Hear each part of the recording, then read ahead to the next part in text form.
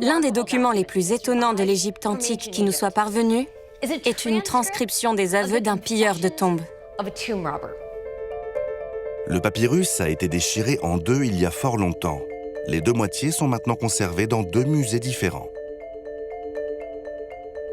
Mais en les réunissant, Colin peut déchiffrer les aveux d'un pilleur de tombes du Nouvel Empire appelé Amenpnufer, qui a pénétré par effraction dans le tombeau du pharaon Sobekemsaf II.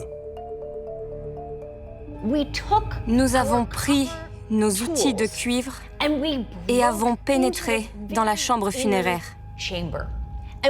On sait qu'il a manipulé les momies parce qu'il parle d'un bijou en or que le roi portait autour du cou.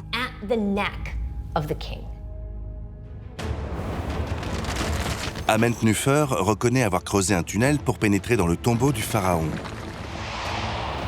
Une fois à l'intérieur, il a pris autant d'or qu'il pouvait en emporter. Mais il s'est fait prendre et a été condamné à la mort par empalement. Ce pillage de tombes et d'autres ont alerté les autorités religieuses du Nouvel Empire. Les momies sacrées de leur pharaon n'étaient pas en sécurité. Des mesures devaient être prises. Pour les protéger, les momies royales ont été exhumées, de nouveau emmaillotées et inhumées ensemble dans une même cage funéraire. Nous savons que ce plan a été couronné de succès. En les enlevant de la vallée des rois pour les dissimuler dans une cache, elles ont survécu pendant des millénaires.